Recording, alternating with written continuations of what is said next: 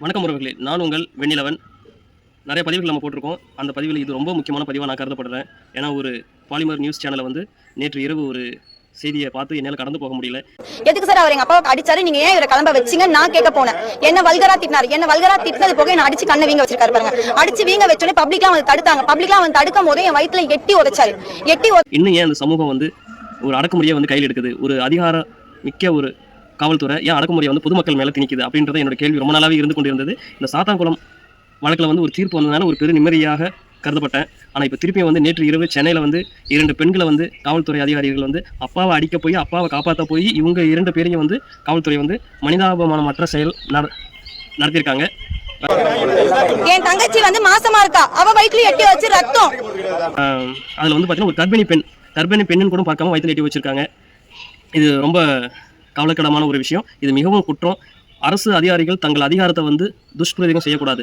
அதுக்கும் சட்டத்தில் இடம் இருக்குது. அதனால் பொதுமக்கள் ஒரு சில சட்டங்களை வந்து தெரிஞ்சு வச்சுக்கிங்க. எப்பவுமே பயப்படாதீங்க. சட்டம் உங்கள் கையில் இருக்குது. ஒரு காவல்துறை அதிகாரி வந்து ஒரு தப்பு செய்கிறாங்க, இல்லை ஒரு பொதுமக்களும் தப்பு செய்கிறாங்க அப்படின்னா ஒரு எஃப்ஐஆர் வந்து பார்த்தீங்கன்னா பதியணும். அந்த எஃப்ஐஆர் வந்து பார்த்தீங்கன்னா BNSS 173 பிரகாரம் எஃப்ஐஆர் பதியணும். அந்த எஃப்ஐஆர் வந்து இவங்க சரியாக வந்து பதியலை அப்படின்னா நீங்கள் மேல்முறையீடு போகலாம். அதுக்கு வந்து பார்த்தீங்கன்னா செக்ஷன் BNSS 175 இருக்குது.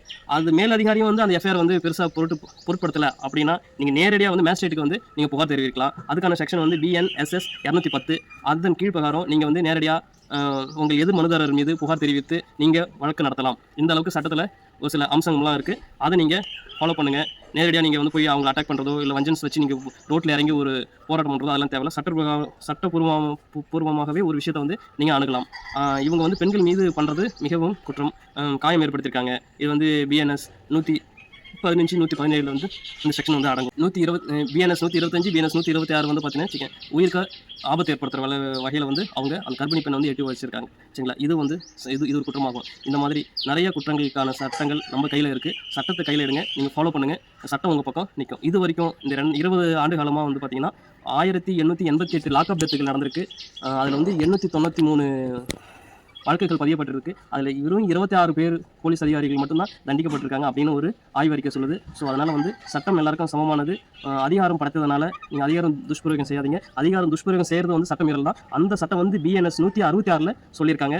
அதனால் எல்லாரும் வந்து தைரியமாக இருங்க. அதிகாரத்தை பார்த்து பயப்படாதீங்க. அதிகாரத்தை பார்த்து போராடுங்க. சட்டம் உங்களுக்கு வழிவகை செய்திருக்கு. ஸோ அதனால் என்ன சொல்கிறேன்னா, இந்த பதிவு மூலியமாக என்ன சொல்ல வரேன்னா, குற்றங்கள் நடந்து போச்சு, அதனால நம்ம இதுக்காக வழக்குகளை எடுத்து நம்ம அலைய வேணாம், ஒரு அப்பாலஜி கேட்டாங்கன்னு விட்டுலாம் அப்படின்னு சொல்லிட்டு விலகாதீங்க. குற்றங்களுக்கு சரியான தண்டனை கிடைக்கிற வரைக்கும் போராடுங்க. இதுதான் என்னோட நோக்கமாகவே இருக்கும். உங்களோட நோக்கம் இதுவாக இருக்கும். அப்போ தான் அதிகாரங்கள் நம்ம மேலே திணிக்கப்படாமல் பாதுகாக்க முடியும். ஓகே, நன்றி, வணக்கம்.